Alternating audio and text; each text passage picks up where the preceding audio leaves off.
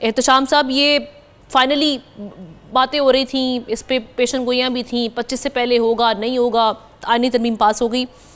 किस तरह से देख रहे हैं पूरे प्रोसेस को, क्योंकि कहीं ना कहीं कंट्रोवर्शियल भी इस पे कहा जा रहा है कि माजी में जब आईनी तरमीम पास होती रही उस पे तमाम पार्टीज़ का एक मुतफ़िका तौर पे उस पे हम देख रहे थे कि यूनानिमस एक था, डिसीजन था। लेकिन इसमें अब पीटीआई को हैं, हम देख रहे हैं। इसके अलावा अभी हाफिज़ नईम उर रहमान साहब वो भी कह रही हैं कि अदलिया को कंट्रोल कर लिया गया, उनकी आज़ादी नहीं दी। शाहिद खाकान अब्बासी साहब की भी बयान हमारे सामने, कैसे देख रहे हैं ओवरऑल? देखिए, आपने बड़ा ठीक कहा है कि 1.5 माह से ख़ास तौर पे जो हम पॉलिटिकल और जुडिशल महाज पे हम देखते हैं एक क्राइसिस वाली सिचुएशन थी, उसका फाइनली शो डाउन तो हो गया है। अब इसकी एक्सपेक्टेशन बहुत से लोगों की थी कि शायद हुकूमत कामयाब नहीं होगी, नंबर गेम नहीं होंगे। कुछ लोगों का ख्याल था और ऐसे मैटर आ जाएंगे जिसकी वजह से जो ये करना चाह रहे नहीं होगा।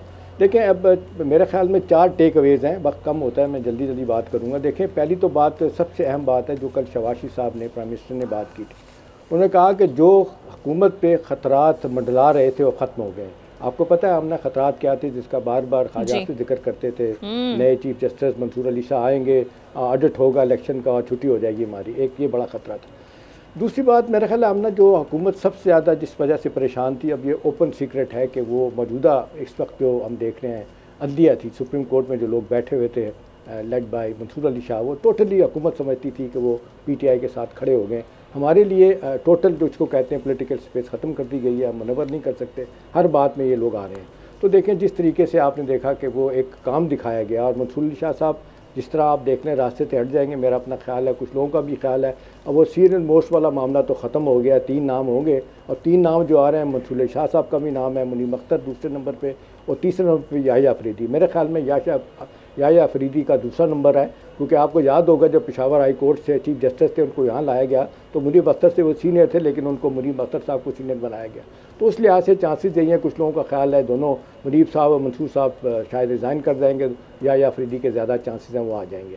अब आमतौर पे तो यही कहा जा रहा है कि जी जो हुकूमत चाह रही थी कि जी इनको नहीं बनने देना, वो तो अब नहीं बनने देंगे।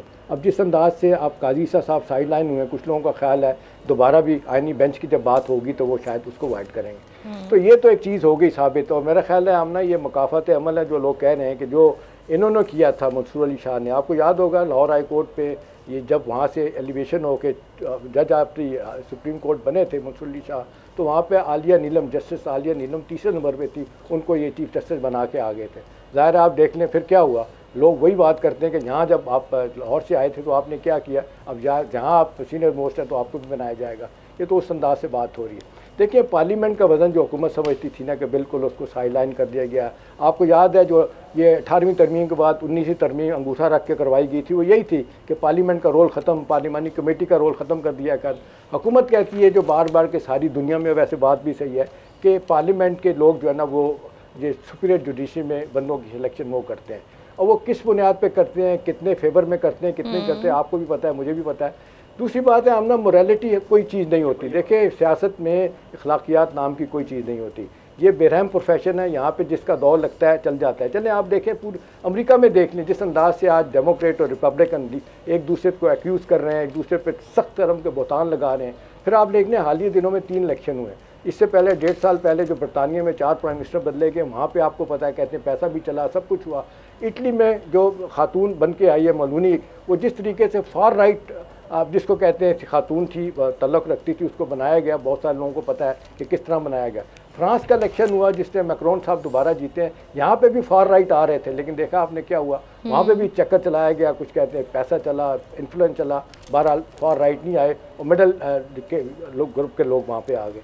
इंडिया में आप देख लिए मोदी ने इलेक्शन लड़ा, केजरीवाल इतना इंपॉर्टेंट आदमी था, चीफ मिनिस्टर था दिल्ली का, उसको जेल में बंद करके मोदी साहब ने इलेक्शन जीता। तो मोरालिटी नहीं है। मैं बार बार ये बात कहूँगा, इस पर नहीं जाना चाहिए कि जी ये असूली तौर पे फैसला गलत है, सही था, जिसका दौर चलता है वो चलाता है, ठीक है ना। हुकूमत इनसिक्योर फील कर रही थी, हुकूमत अब सिक्योर्ड अपने आप को फील कर रही थी। अब अगली बात बड़ी इंपॉर्टेंट बात है, देखिए ना पीटीआई जिस तरीके से हम ना इस अमल का हिस्सा बनी थी, आप देख रहे हैं वो अपने खुशी शाह साहब की कमेटी में जाते हैं लोग सारे, गौर खान साहब भी गए, उसके बाद अली साहब भी गए, सारे अली ज़फ़र भी गए।